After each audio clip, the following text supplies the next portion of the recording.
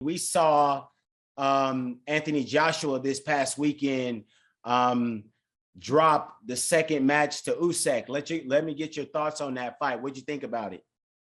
You know what? I was telling everybody that Usyk was going to win, man, because I felt like Joshua wasn't the same, man. And everybody was messaging me like, man, Joshua's not the same ever since he fought you and blah, blah, blah. But I don't know. Every fighter goes through roller coasters, man. We can't judge every fighter just by their wins and by their losses, because at the end of the day, we got to respect every single fighter because we risk our lives out there to feed our family and to give you guys a really good, entertaining fight. So maybe he needs a little break of boxing. Maybe he needs a little time off, just exactly how I did, and just focus on the future in his life, But, I don't know. Maybe it was God's plans, but best believe he could be champion again. He's such a great guy. He's a great sportsmanship, and he's a great champion as well. And lastly, just the matchup with Usyk, we know that you've been there's been a method to your madness with the southpaws that you've kind of been throwing in. There's no secret that you're looking to match up with Oleksandr Usyk. How does a fight with the Destroyer and Oleksandr Usyk go for all the marbles? I think it would be an amazing fight, man. That's exactly why we picked Luis Ortiz, because he's a lefty style. And he's one of my first lefty style that I'm going to fight in my professional career, besides me sparring and the amateurs. But I feel I could adapt to every different style, and you guys will see on September 4th. But I think to be Usyk, you got to bring that Mexican style, man. You got to come forward and just throw your combinations and, not be scared. If you get hurt, you got to still bring it. You got to still bring it and come forward and pressure. And I feel that's exactly what Anthony Joshua needed. I think he needed that Mexican style and pressure, and especially he was a bigger guy. So, but my hats goes off to Usyk because I knew he was going to win as well. I'm doing good, man. Just putting in this hard work, man, getting ready for September 4th against Luis Ortiz at the Crypto Arena on a Sunday. You guys don't forget, because I know everybody is used to having fights on Saturdays, but as Mexicans, we're going to be ready with the carne asada, with our Coronas. Tune in, man. Absolutely, man. Big event at Crypto. Sunday boxing, a little bit different, man. We're used to seeing fights on Saturday night, kind of have that next day to recover a little bit. Won't be getting that this time, man. But what do you think about the Sunday fights that PBC has started doing? I think it's good, because I think a lot of people, what are they doing? And why not have a great fight on a Sunday, especially you being home? Even if you guys are not doing nothing big, you could just watch it with the family, comfortable, sipping your own wine. You don't have to get smashed, but you could get a little tipsy. You'll be fine. Absolutely, man. Coming in that Sunday versus Luis Ortiz. It's been 16 months since we seen you last. It doesn't feel like it's been that long. Last we saw you out was with Chris Arreola in California, as a matter of fact, at the outdoor arena at the Punch Bowl. Great fight, real good fight. What are you looking for here coming up in your next bout? What can we expect from you? There's a lot of fireworks, man. We've been training really hard. We had a 4-month training camp. We've been training hella hard, especially for Luis Ortiz, as someone that you can't look over and look past, because that he brings it. And in this heavyweight division, it only takes one punch to change the whole fight or to win the fight, and that's what he usually does. But for my occasion, I think it's going to be a lot different, especially because we've been working more on boxing instead of me losing weight. So I think that played a lot factor against Chris Arreola, because I focused too much on losing weight, on looking good, on being the part instead of being the part. So I feel more motivated. I feel more, how can I say this? I don't know. I'm just more excited because I know damn well that I put in the work inside the gym. Definitely, man. And that's one thing I wanted to touch on. was the transformation in your body has been unbelievable.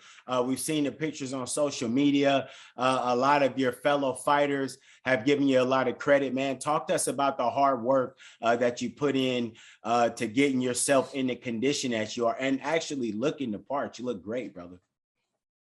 Thank you, man. But for this camp, we didn't try to focus too much on the weight. We just focused more on conditioning. We focused on the training, especially fighting a different style. You know, Luis Ortiz is a lefty, he's a counter puncher, so we have to adapt to a different scenery that we're used to, you know. So I feel good, man. I feel motivated. I'm excited for this fight. I didn't want to focus too much on losing weight. I feel I'm gonna be in the 260s. I want to carry that weight good. You know, when I'm at 260s, I'm explosive, I'm fast.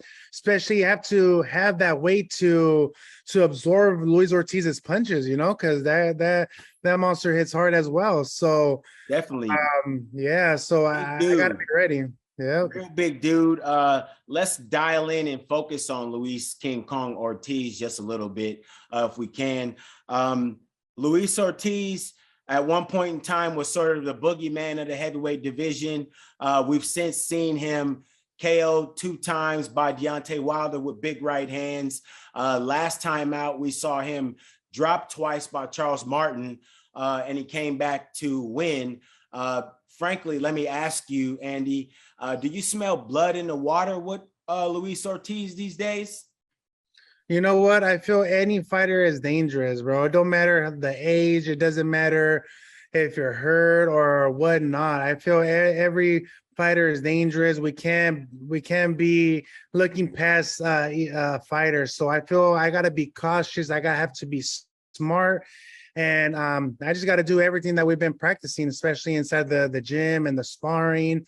I know he's a dangerous guy, so that's why I got to be cautious and be careful of what I throw. If I try to counter him or pressure him, but I'm just trying to break him down and knock him out in the later rounds. All right, and with that, there's been some talk from Ortiz. Surprisingly, Ortiz normally isn't a guy that talks a whole bunch. He's expressed sentiments that he wants to knock you out. Does that motivate you more to want to brutalize and break him down and send him packing with a KO yourself? I feel everybody wants to knock me down, bro. Everybody wants to knock down the nice guy, man. I don't even talk crap about nobody, and I'm the quiet one, and I let the talking do inside the ring, you know. But I think everybody has a plan until they get hit and until they get inside that ring. So there's a lot of things that could go wrong if he's trying to knock me down. You know, he could do what he wants, you know. But I'm here to win. I'm not here to look for the knockout. If the knockout comes, it comes, but I'm here to win. If it's by decision, if it's by knockout, I'm just here to win. Definitely. And a huge fight between you and King Kong. Green belt eliminator, Andy. You've made it quite clear. The green belt has been your goal since you were a young fighter.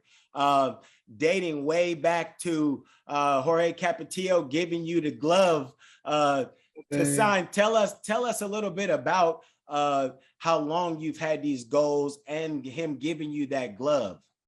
Man, it's been a journey, bro. It's been such a roller coaster ever since he gave me that glove. Long story short, I was going through wrong paths. I was not on my right mind, but he started taking me to church. He started opening my mind to have a bigger vision. And when we were at church, he gave me this glove and he told me, Andy, here's this glove. And I was like, well, like, dude, I already have a lot of gloves. Why do I need another glove? He's like, no, write down all your dreams that you want. And I was like, oh, all right. So I started writing down all the bouts that I wanted. What do I want to accomplish? And the first thing I said, I want to become the first Mexican heavyweight champion of the world. And I want the WBC bout. I want the WBO bout. Long story short, thank Jesus Christ and God that he delivered everything that I wrote down in that bout except for the WBC bout. And this is exactly why we've been training so hard, because it's another step closer for me to get that bout, that I've been wishing for, that I've been praying for. And, everything is possible through God. And that's exactly why I hold that bout really special. And just they say that God works in mysterious ways. Tyson Fury, the last couple of days has been kind of going back and forth, ends up dropping the Ring Magazine belt, and then turns back around and drops the WBC belt officially now. How does that make you feel now? It seems like it's getting closer. You have to be thinking that there are title implications now with the fight with you and Ortiz. You've got Wilder coming back versus Helenius. I mean, the heavyweight division is moving around. The universe is moving, Andy. What do you feel about that?